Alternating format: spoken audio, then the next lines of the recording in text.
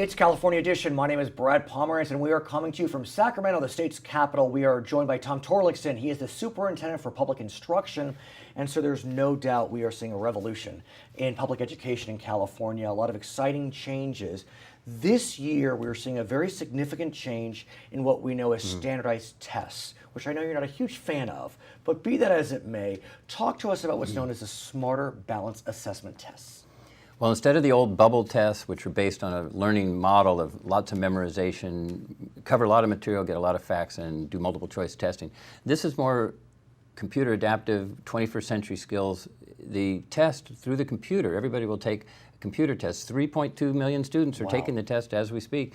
We're seeing what their skills are in problem solving, critical thinking, good communication skills, good writing skills, how they bring evidence to bear in any subject to their argument, to their hypothesis. You mentioned computer adaptive, and I think that may be the most interesting. As I understand it, and correct me if I'm wrong, if student A gets the first question correct, they'll move on to one question. If student B gets the first question incorrect, they'll move on to a different question. Is that what computer adaptive means? Yes, and we can see through that, we can see students who are advanced, we can see how far advanced they are, so their lesson plans can be tailored ultimately to an advanced level of mathematics, for instance. Or if it's a third grade test, but the students are getting the answers wrong for third grade level of skills, they may be at second grade, they may be at first grade, but the computer will help determine that and give an individual way for teachers to read out how their students are doing. And now, as I understand it, with this test, we will not have reportable results. Is that accurate? That is correct. This is a field test, testing the questions themselves and testing the technology. Do we have the bandwidth? Are the servers all going to work? Do we have the electrical capacity? Do we? We're hoping. We're hoping. And one of the things we want to do, Brad, is determine through this process where the glitches are. There may be bumps in the road. There may be obstacles. How do we address them and make sure the questions work and are understandable and fair, and make sure the technology works? And what about technology? Because as I understand, the test will be administered through iPads. And I'm sure you've heard certain school districts have had challenges with the distribution of iPads, LAUSD as an example. So where do we stand on that front? We stand on getting more technology in the schools, and then students who don't have a one-to-one, each student has a computer, they'll have computer labs. And they may be desktops, they may be laptops, they may be iPads, they may be Chromebooks, so there's a lot of ways, and you make sure then that you have the equipment. You need an earphone, you need a keyboard to go with whatever type of internet connecting device you use. And with these tests, will they still be multiple choice but adaptive? How will it work? There'll be some of that again, and it will be adaptive. So that is part of it, and there'll be writing samples. There'll be performance tasks that may involve a lesson in the classroom, then some reading in the classroom, and then there'll be questions on a computer that students will take to sort of blend together real life situations relevant to the real world, sort of not math by itself in a silo or science by itself, but how it all integrates in the real world. And as I understand it, though, there is one challenge, and that deals with the federal government. As I understand, the federal government requires certain standardized testing, even though we may be moving away from that with Common Core. But at this stage, they require certain standardized testing, and we're not providing that because we're not reporting. So is California at risk of losing federal funds because we're not reporting our scores from this year's standardized test? The short answer is no. We decided in California, the governor, myself, the State Board of Education, let's not spend any time on the old standards and the old curriculum. Let's drive forward. You can't drive forward looking in the rearview mirror. So we decided to test all across 3.2 million students, and to do it in both subject matters, we just got a waiver from the federal government to allow us to go forward. So this is good news. When we come back, I want to continue our conversation, talk about Common Core. For our viewers on HLN, we thank you for joining us. For our other viewers, we'll be right back. So Superintendent, I want to ask you about the Common Core standards. Very interesting. 45 states have adopted it, and the other 5 may adopt some portion of it. But it continues to be controversial in some quarters. What's your sense of California's adoption of Common Core and the controversies that are arising as a result? We have a large consensus in support of the Common Core. I travel up and down the state. I talk to business leaders, college leaders. They want the set of skills we're testing for. They think we should have a more rigorous set of standards. Some are dismissing this is Fed Ed, this is top down. This grew from a concern by state school chiefs like myself and governors saying we were falling behind the rest of the world in our skill set, in what our students were graduating able to do and what they had in terms of knowledge and capacity. So this is a real positive shift. Again, 21st century skills, critical thinking, problem solving, and working in teams and communicating well. One of the attributes, or alleged attributes, of Common Core is the notion that students will be educated on fewer subjects but dig deeper, as opposed to digging less deep on more subjects. I could make an argument for either paradigm. Why do you believe that deeper and fewer is better than less deep and more? Well, a mile wide and an inch thick. Well stated. You go back to Cro-Magnon, you go to the Greeks and Romans, and maybe you get to World War I, maybe you get to World War II, but instead narrow it and then allow teachers to be creative in lesson plans they create, going deeper and getting students to really think about moments in history and what caused different events to happen and the individuals who were behind it. So I'm sensing teachers are welcoming the chance to be creative, and students are welcoming the chance to think and to work together in groups to solve problems. And what's so interesting is just as Common Core is launching nationally, we in California have a new model for funding education which provides greater discretion. It's called the local control funding formula. And yes, it's so good. And so give us a sense, to the extent that you are aware, how is local control funding formula rolling out? I'm sure you know that school districts are required, in the best sense, to engage in what's called LCAPs, which are these meetings with stakeholders and stuff. Have you heard any reports from the field on what parents and stakeholders are saying about their desires with regard to LCFF and then by definition Common Core? There's a lot more work needing to be done to engage parents, but we must do that. And where they're engaging, and it's widespread across the state, we're finding their input is important, and their shared ideas in terms of the decision-making process is so important. The extra money, and it's billions of dollars, are targeted into districts where there are English learners, where there are low-income students who are behind. And if we can't catch them up, it's bad for our economy. We're getting their parents involved. And so we need, the PTA is helping with this. A number of organizations are putting on workshops and training sessions for parents. Have you heard any reports of what the parents are saying? Because there are different ways to approach additional funding. I could see some parent groups saying, please have more summer school, or have summer school at all. You know, that gap is killing my kids in terms of the drop-off. I could see some saying, use some of the money for after-school programs, or get more computer labs. Are you hearing reports from the field? It's mixed, mostly positive, that this is democracy, this is local control, this is citizens involved in the destiny of their children and their community and their schools.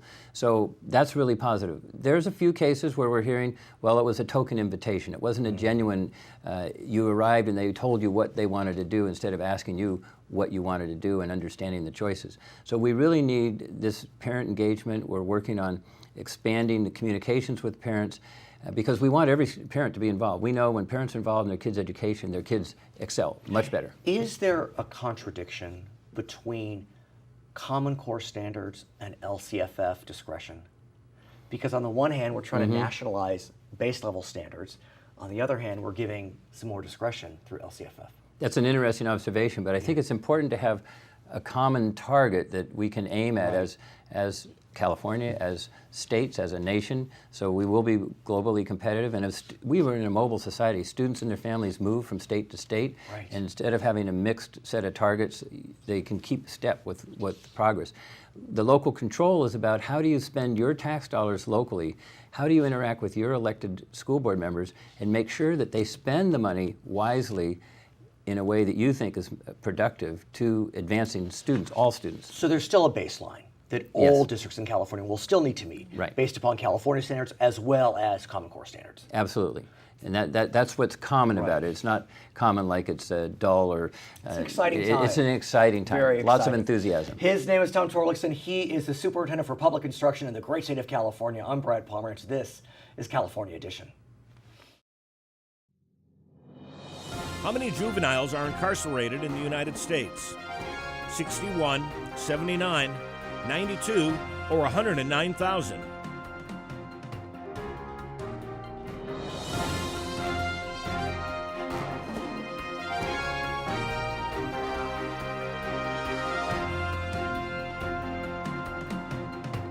It's California Edition. I'm Brad Pomerance, and we are joined by Fran Pavley. She's a member of the California State Senate, and we are coming to you from Sacramento. And I want to speak with you about water. It's on everyone's mind right now. We are facing a drought in this state. You have been looking at water for quite some time, part of the initial water bond team back in 2009. Right? We now may have a water bond on the ballot in November? We may. We're all working very hard. There's half a dozen bonds Right, to choose there from, is. some from the Assembly and some from the State Senate. Right. And they're different in various ways and different priorities, but it'll require a 2/3 vote in Right. both houses of the legislature and then signed by the governor. And we need to do it by mid-July in order Right. to get it on the ballot in November. My sense is, if you look at the competing measures, that Democrats and Republicans are not completely on different pages, but I think it's fair to say Republicans seem to be more interested in putting money towards storage, whereas Democrats are not excluding storage by any stretch, but are not as bullish, I guess you could say, on storage. What's your sense on the need or lack of need for money for storage? Well, as far as storage, that has to be part of the discussion. And when we say storage, I think you can also say surface storage. Right. That would be dams. Right. A lot of people would like to see a couple of large dams. I know a lot of people around the state would like to see actually smaller dams, smaller reservoirs to capture and hold stormwater and things like Sure. that. So not all dams are Right. equal, but also in storage, it's groundwater supply. And I think that's a very smart investment. And the third part of the storage discussion is something I call sediment removal, which is really fascinating. Let me ask you about groundwater, because as we know, groundwater could be a huge source of water if it's accessible and clean and safe. I understand under the San Fernando Valley, there is groundwater, but there's a question about its safety. What can you tell us about the San Fernando Valley's groundwater? Oh, this is an amazing story. Please, It's please. in the northeast San Fernando Valley. A lot of people don't realize under the city of Los Angeles are large aquifers and groundwater basins, and this is one of the largest one. It was contaminated many years ago, World War II, defense industries, That many never years. cleaned up. Right. Before my time. Right, sure. Sure, Almost. yes, right. And anyway, the LADWP is actually very seriously looking at cleaning it up. And it's technically possible. Now, what would this mean to the Yes. city of Los Angeles? Yes, you'd have to spend some money, but it would be a smart investment in money, in my opinion. Right. It could supply up to 1/4 of the city of Los Angeles water needs by cleaning up this. Does that make more sense than transporting water 300 miles One could argue. up and over the Tehachapi's and everything else? And then as part of that component, let's say you cleaned it up, you would have to, through rainy years, Right. replenish the water Sure, of supply. course. But my goal is to take LA River and other urban runoff and replenish it by spreading basins, capturing and using that stormwater and recycled water. For and recharge. recharging that aquifer. It could be a tremendous success story. So LADWP is interested. I assume they would need funding, or they have funding, or they'll turn to the state for funding? State could be part of the solution. Okay. The last price tag I saw on the project is about $900 million, so I'm sure it's more than that as we Okay, speak. but for argument's sake, let's say it's $1 billion. Is that a lot of money? Not when you're talking about how much you would spend, whether it is $11 billion on a water bond or building 2 tunnels to divert water down and everything else. It's probably a very smart investment. I think anything we can do, especially if you're concerned about climate change and the volatility of snowpack over time, Right. anything we can do become more regionally sustainable is a very smart investment. Let's talk more about that when we come back. For our viewers on HLN, thank you so much for joining us. For our other viewers, we'll be right back. You mentioned the Delta. And the Delta, no doubt, Senator, continues to be a source of tremendous debate and contention. I know some of your friends in the Republican Party are apoplectic about what's known as the Delta smelt, a small fish that is protected by the Endangered Species Act. As apoplectic as they may be, the courts have continually held that under the Endangered Species Act, the Delta smelt is protected. And that's a federal court. And that is a federal court. So given that, where do we go on the question of sustaining the Delta? Just one small question, but where do we go with that? Where we go with sustaining the Delta is that is part of the solution. It's an amazing ecosystem. People call it sort of the Everglades Right. of California. And Right. if you haven't seen it, you really need to see it. Yes. You have to make sure you have adequate water supply in the Delta for several reasons, even if you didn't care about the fish, right? Even though people make their living fishing. I mean, you have to realize that's an economic engine for some communities. I'm very concerned about saltwater intrusion from the Bay Area. With rising sea levels and less water in the Delta, the potential for contaminating the water supply for south of Delta agricultural areas, plus urban Southern California is real. So it's a balancing act. So if we're going to be having potentially less water, more people, Right. more crops converted to more water-intensive uses, how can we, from one year to the next, with any certainty, predict what the weather patterns will be, and how do we accommodate for that? So you're seeing all these tensions coming together because it's the second year of a Right. drought. But at the same time, Governor Brown has said, even he, that maybe we should look at loosening some federal regulations to allow some latitude on the question of water transfer. I'm not sure if we've gone as far as the Endangered Species Act, but what do you think about that notion that maybe we need to look at the regulations? Well, I think you can allow for water transfer. It's prohibited in groundwater, but for surface water, you're allowed to do that. You can, and I would support permit streamlining. So if you wanted to do additional debris in stormwater basins, for example, or switch to more use of recycled water, not only for landscaping, for industrial purposes, for groundwater recharge and everything, I would support Sure. permit streamlining to accomplish those objectives. So I think there's a lot of things we can do to get the job done, but it's going to take money and being very smart in our investments. At the same time, the governor, completely aside from the bond that you are refereeing, is looking at what's called the Bay Delta Conservation Plan. That is a plan that maybe $25 billion, no state money per se, paid through the end users. What's your sense of the Bay Delta Restoration Plan? Well, they're just completing what we call the environmental Yes, review EIR. process, the EIR and the EIS, because the federal component as well. That's going to take a while. Then it's very controversial, as you can imagine. If it was going through your neighborhood, No doubt. you would be concerned about this.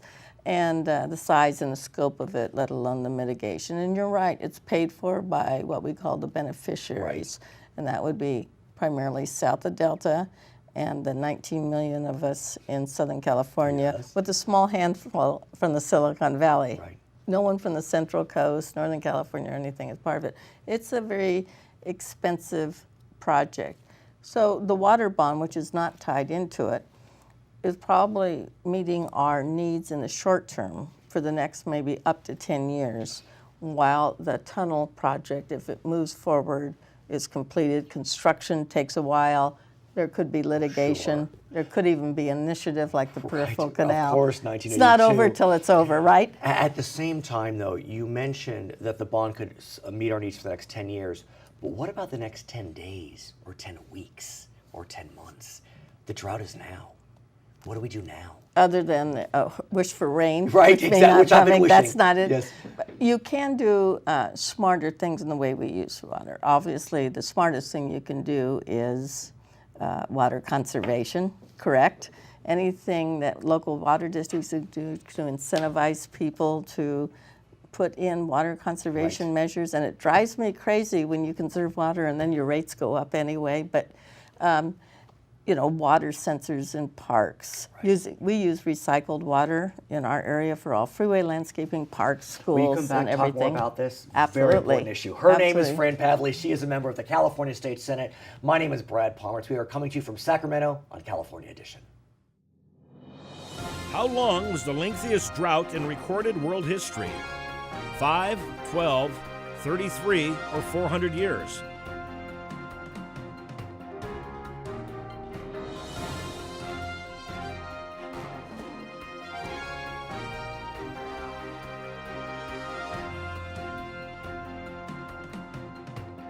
It's California Edition. I'm Brad Pomerance, and we are coming to you from Sacramento, California. We are joined by Bill Monning. He is a member of the California State Senate. And sir, you've heard the cliche, whiskey is for drinking, water is for fighting over. That's good old Mark Twain. And we are fighting right now. A bit. Yeah. We're in a drought right now, and there's a lot of angst about the drought. You represent significant portions of Central California. Tell us what you're seeing. Well, I represent parts of 4 counties in Central California. We are not on the north-south water grid for the most part. Okay. We're dependent on groundwater. And wells are contaminated, they're being overdrafted. So we do face a crisis, and it's exacerbated by the current drought and continuing drought in California. And I've spoken with some of your colleagues, and they educated me to the concept of subsidence, which I guess means that you overdraft so much that the ground compacts and you can't recharge it. That's right. And there's actually some dramatic photos from the Central Valley of subsidence of 25, 30 feet with markers on telephone poles that show where the ground level used to be, and it's literally compacted down because of the overdrafting of the wells. I know that you and many of your colleagues are working on placing a water bond on the ballot in November. Yes. There had been one negotiated back in 2009. It didn't wind up on the ballot. Right. One could argue if there's ever a time to put a water bond on the ballot, the voters will be kind, and November is the time. Will we see a water bond on the ballot? You got to get it out quickly. I think so. There are a number of vehicles, meaning bills, that are moving through both the Assembly and the Senate. I think best case scenario is that those become melded into a single bond that has some consensus and bipartisan support. We have a little time and legislative time. We need to finish this up by June to get it onto a November ballot. At the same time, when I look at the competing bond measures from Democrats and Republicans, they don't look that different.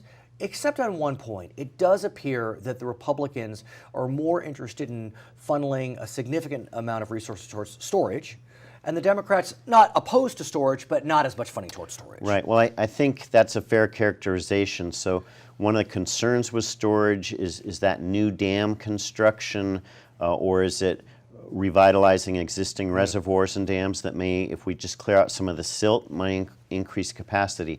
Nobody has a bill that will make it rain. And, that is true. And so what we do need to do is manage this precious resource as best we can. And in the areas I represent, that really means groundwater management.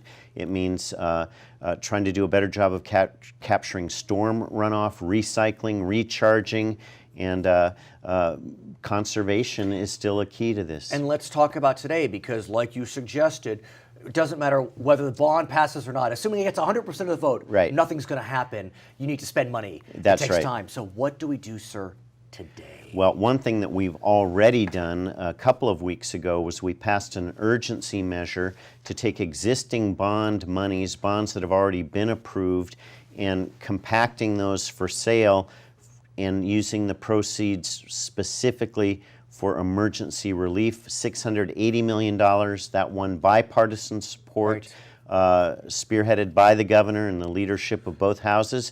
That's designed to provide immediate relief for communities that literally may be running out of water, or workforce that is displaced because they don't have jobs. But is it enough?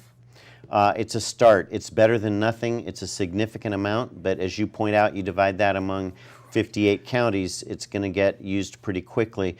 But some of that money will go to just buying 5-gallon jugs of water for communities that don't have it. I want to thank you for joining us. For our viewers on HLN, we thank you so much for joining us. For our other viewers, we will continue our conversation with Senator Bill Monning.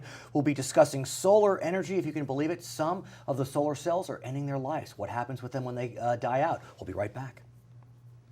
So, sir, let's talk about solar energy. Who would have thunk that some of these solar cells, they're called photovoltaic cells, are ending their life cycle? Right. Well, fortunately, California has been a pioneer in solar installation, both businesses, schools, government buildings, and private homes. The state's had incentives for people to increase solar reliance. So it's definitely a key component of our alternative energy strategy. Before we talk about photovoltaics, if I may, are we at a point, sir, that solar can be amortized to the extent that you don't have to wait 30 years to make your money back, but we're getting it so you and I could do a side and it would only Right. amortize over 5 or 10. Well, some of the developments now, some of the bigger companies are really offering a financing package where you really just pay a down payment and then your monthly payment comes in lower than your current energy expenditure. So you enjoy immediate savings.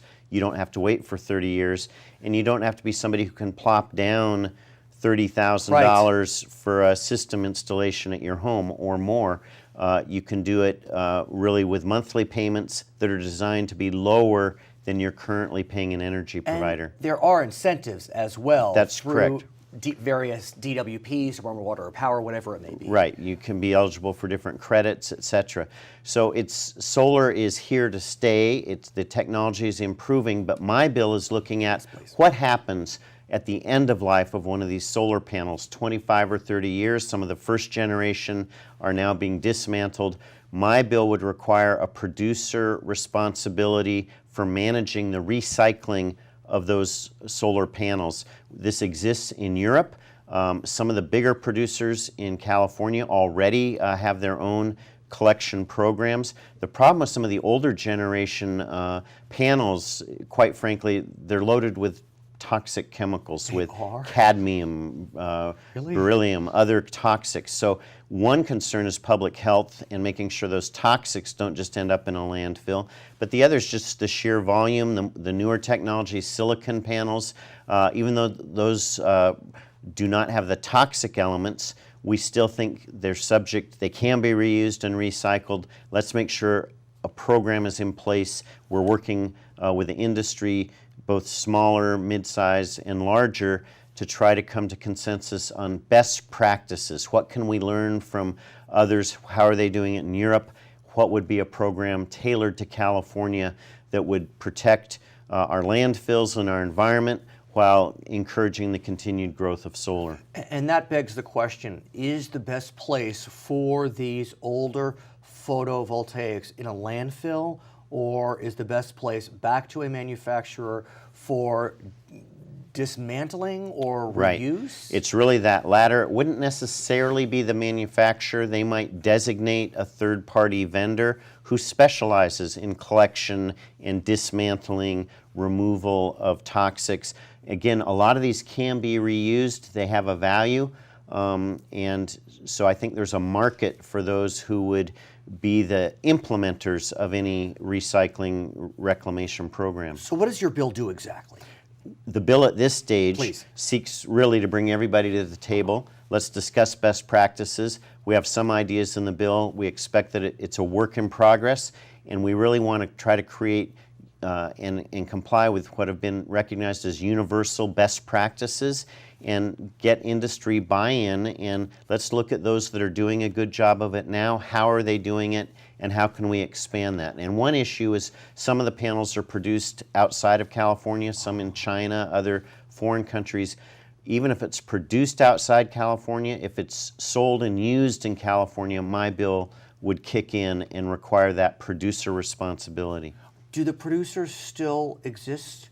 I have to think that companies come and go, and solar was hot in the 80s, and then it kind of faded out. And so, well, it's a good point, because companies do change, and some grow and morph into bigger companies, some go out of business. Again, part of the dynamic of this legislation would be to have a plan in place. Even if that producer goes out of business, they've helped support at the front end a program for that recapture, recycling. Do we need federal involvement in this? I think what we do in California often becomes a model for the feds. We are the biggest solar using state in the country, and it makes sense for California to lead the way in addressing this issue. Any states address this yet? Not that I'm aware of. I think we're going to be the first one out of the chutes. Again, some of the companies already have voluntary recycling programs, so I think it's important to say they're not all going into landfills. But we just want to make sure those that are using best practices don't have a disadvantage against those who aren't. He's Bill Monning. I'm Brad Pomerance. It's California Edition.